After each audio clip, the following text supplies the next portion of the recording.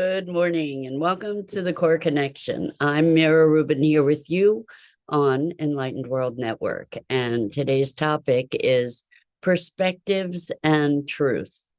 And often we have one vantage point on an issue or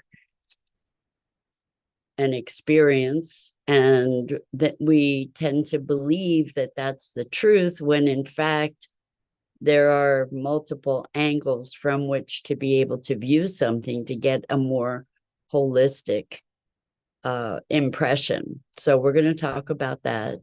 But good morning, Rosalind. Welcome. So good to be with you this morning. And welcome to everybody else who's joining us.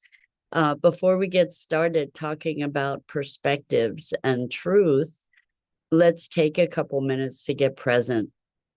So let's take a deep breath in through your nose and hold it.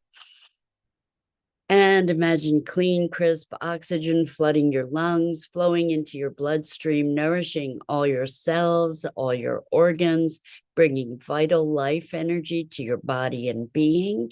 And as you exhale any tension, stress, negativity, fatigue.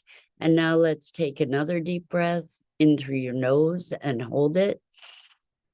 This time, imagine brilliant, bright light lighting you up from the inside out, illuminating, electrifying, and energizing all your cells, all your molecules, all your electrons, creating a brilliant beam of light and energy from your heart out into the world. And as you exhale any remaining tension, stress, negativity, fatigue. And now let's press our palms together, vigorously rub your hands together to feel the friction, the temperature, the pressure, the motion, the tickling and tingling when you stop, and allow all those sensations to bring you present right here, right now, into this remarkable physical form that enables us to experience life. Welcome. Good morning, Gia. Wow, it's so great to have you joining us. It's been a while. So we are talking about perspectives and truth. And we all have our opinions about things. That's a given. And I think that most of us want to be finding the truth, whatever the truth is. Really what we have access to is truth with the lowercase t, probably. But the more perspectives we're able to maintain or entertain, maybe the closer we can get to what the capital T truth might be. So let's just use an example. You may have heard the story of the blind man and the elephant.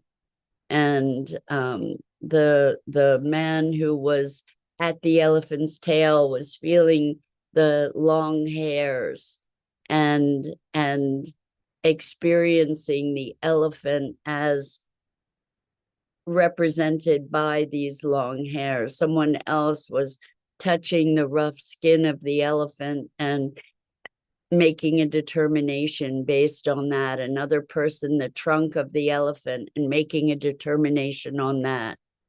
And for each of these people, the experience that they experienced was true and real, but it was incomplete. And that's where perspectives come in. If we look at a shadow on the wall, what we're seeing is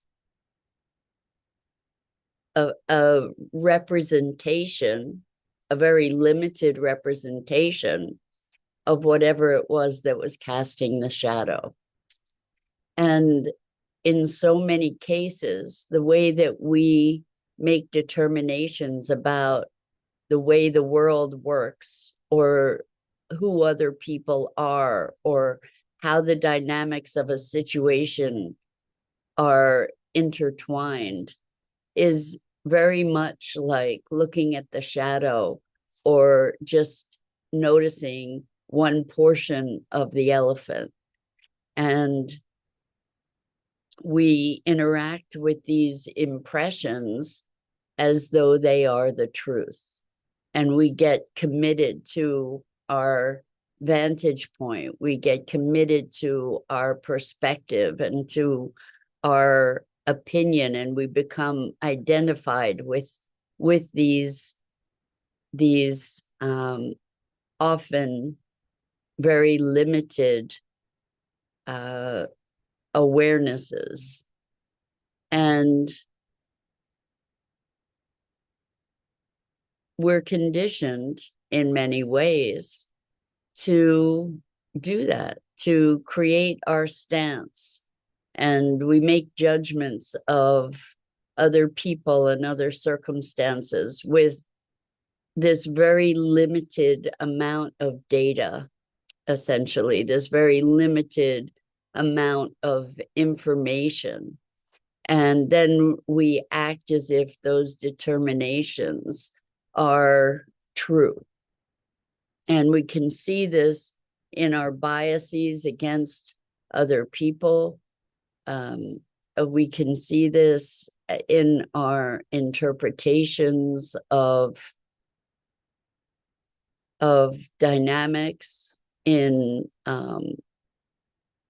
politics. We become very polarized. And I think it's useful for all of us, given that these times are so fractious in so many ways, where there's so much polarization, that we look at how we might be able to move from this place to the next place. So the thing about perspectives is that as we expand our perspective, as we have a broader view, as we have multiple angles from which to view something, we have an ability to see the greater whole. And not only do we have the ability to see the greater whole, but when we move into a different perspective, all different options are available to us that might not have been perceptible from another vantage point. So if we move into, for instance, from the place of separation and competition and opposition and scarcity, that is sort of the dominant paradigm in which we exist. From that perspective, things like war make sense, right? Things like you having more means I'm having less might make sense. Me having to protect what's mine from you trying to take it, maybe that makes sense from a paradigm of scarcity. But if we move into a paradigm of connectedness, all of a sudden, war becomes like cutting off my own arm or selling parts of my body, damaging myself. If I damage you, I'm damaging myself. A whole different set of options, a whole different set of interpretations show up. So what wasn't even perceptible from this place of scarcity all of a sudden opens into potentials for cooperation and collaboration and sharing and communion and connection. And maybe negotiation doesn't become a win-lose kind of situation or a lose-lose situation, but it's looking at how can I how can I/we collectively create a circumstance that is nurturing to all? It's a very, very different perspective. And from that perspective, different options are then available. Different potentials, different possibilities are available and perceivable that wouldn't have otherwise been in any way available or accessible to us. So if, for example, I'm angry, I'm going to perceive things through that lens, and it's going to I'm going to respond with anger. And I'm likely going to perpetrate reasons for people to be angry with me. Whereas if I'm coming from a place of connection or a place of joy or a place of love, it's likely that I will engender that in response. And it's very clear that the perspective that we bring to something determines our experience, determines the possibilities. So if someone interacts with me with anger and I'm coming from a place of love, I might be able to respond to them in a playful way or in a joyful way or a compassionate way, rather than responding to them with anger as well. The perspective, the place that we come from, the lens through which we view the world dictates the possibilities that we are able to recognize. I don't know if it's true. Maybe it's common lore, but I remember hearing a story of the, I guess, Spanish ships coming to the United States, what is now the United States, and the indigenous people not being able to see the ships because it was something so foreign they couldn't recognize it. They didn't have a frame of reference to be able to interpret what was there. And likewise, again, I don't know if this is true or not, but stories of the Eskimos having a multitude of words for snow, variations on snow, that most of us who are not living in that kind of environment where snow is a prevalent factor don't have those distinctions. We don't perceive those distinctions. And maybe even with nuances of color, for instance, until those nuances of color are defined, we may not perceive them. So we can train ourselves into a broader perception. And we can train ourselves into a broader perception of being as well. We can train ourselves into awareness by practicing. So years and years ago, I was trained in NLP, neuro-linguistic programming. And one of the skills that one develops in that training is to be able to perceive minimal cues.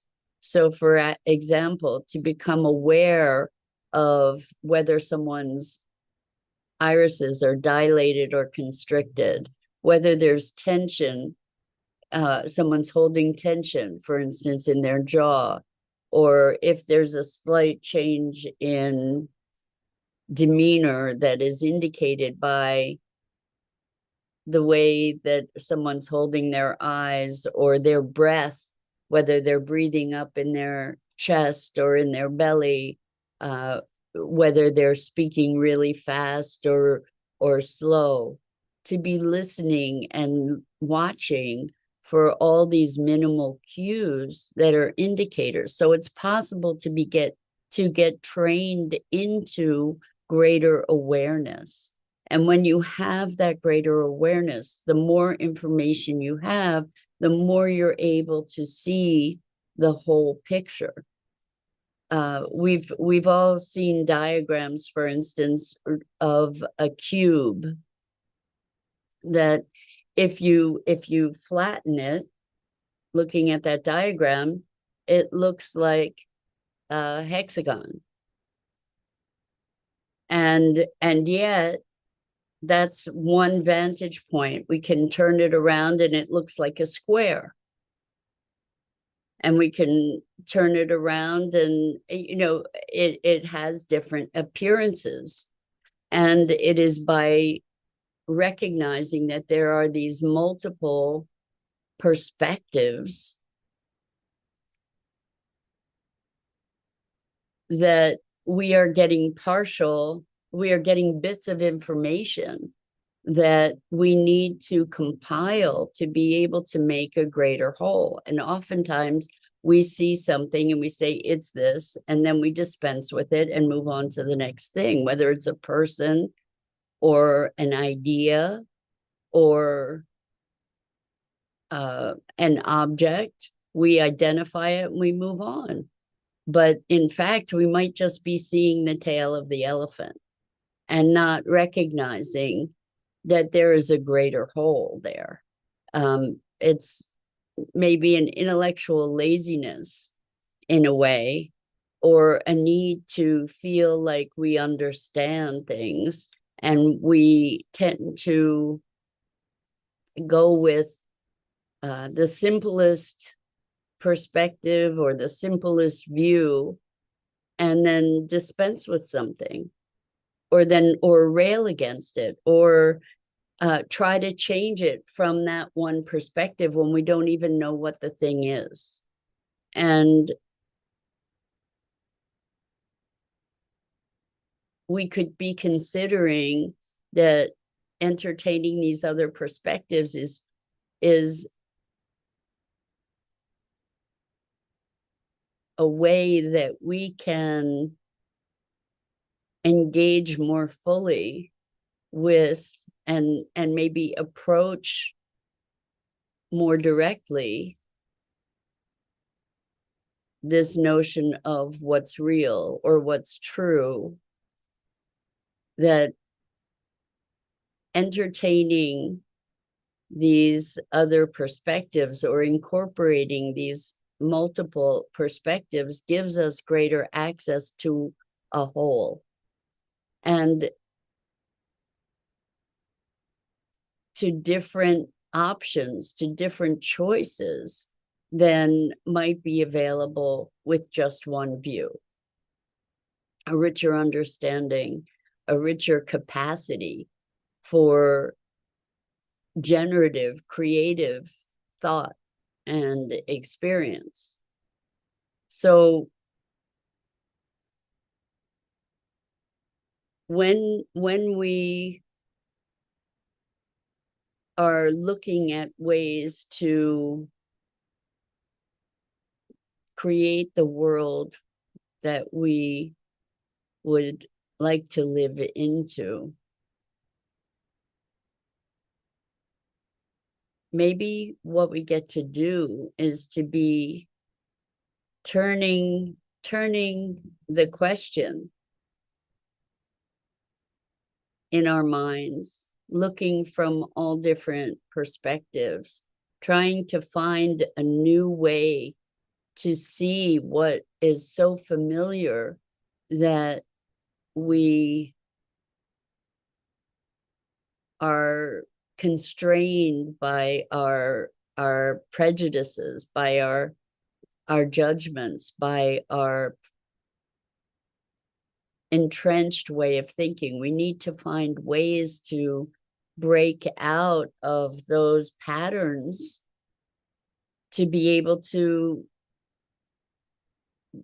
generate something unbounded by that encompassing paradigm. So again, the paradigm that we're entrained to is one of scarcity and separation and domination and control and hierarchy and power, expressed through domination and control. And what does it take to imagine a new way of being? Because we're so bound by that paradigm. It's pervasive, and the violence of it is pervasive. You know, I was talking earlier about war, how in this domination, control, scarcity mentality, war makes sense. But if we recognize that we're all connected, you know, what also makes sense in this domination, control paradigm is extractive technologies and pulling resources from the earth and rampant consumerism and unchecked consumption. That all makes sense in its way with this domination and control idea and amassing wealth and the rampant craziness of our expansion, you know, more. All of that makes sense. And if we step into a perspective of we're all connected, the planet and nature is part of us. We are nature. We are one with this bigger organism. It doesn't make sense anymore. It's like cutting off our own arms or our own heads to be proceeding in the way that we do. Different options would become available. Collaboration would become available instead of maybe this confrontation, if we come from a different recognition. The thing is that we can't get there from here. It's not a linear movement. There's no way within the paradigm of domination and control that we can get to this place of peacefulness. It doesn't allow for that. Its foundation is based on separation. So the question is, how do we move from this one dominant paradigm into another way of being? How do we collectively move into that new space, that new way of being? And perhaps it's one heart and mind and soul at a time. You know, perhaps it's each of us in our individual awakening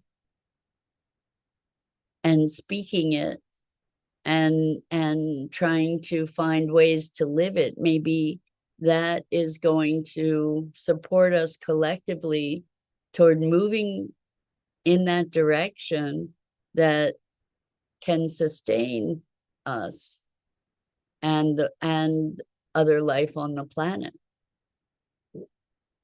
Perhaps it's our own explorations individually and collectively in our circles, little pockets growing perhaps, that can allow us to be cultivating a new sensibility and new possibilities, moving into this space of greater collective awareness. I'm wondering, is it something that we can bring into our consciousness, that we can cultivate our own experience of with those in vicinity, those close to us? Can we start expanding into that? Can we be entertaining those questions? And maybe in entertaining those questions, we might be opening up new possibilities, new areas of conversation, new areas of experience. It can feel crazy making, because there's not the social support. In so many ways, there's not the social support for that kind of thinking and that kind of being. So it's kind of like living in two worlds at once, trying to straddle these very different universes. And yet I think it takes the courage to straddle that, to be moving in that direction, to be able to start that transition. We need to be able to recognize the limits of our current paradigm, to be willing to sort of step into the unknown. And it looks crazy from the separation, control, fear-based paradigm. It seems really crazy to be embracing one another and finding ways to collectively care for one another. They're diametrically opposed kinds of perspectives. So to straddle those two worlds is a challenge, but I invite us all to step into that courageously, arm in arm, and let's see what we can cultivate. Let's see if we can raise the energy, strengthen the momentum of movement in that direction. Again, it's not a linear process. So that's today's invitation, and tomorrow's and the next days, that we all look to broaden our perspective, to take different vantage points, to seek understanding. And yeah, that's it for today. Perspectives and truth. I'm Mira Rubin. This is the Core Connection, and I go live here each weekday morning at 9 a.m. Eastern on the Enlightened World Network Facebook page and YouTube channel. And I invite you to follow me and Enlightened World Network. The links are in the description. Thank you so much for being with us this morning. And as always, I'm so grateful for the opportunity to have these conversations together and to share these musings about what it is to be human, and what it is to actually create the world that we desire so deeply in our hearts. So until next time.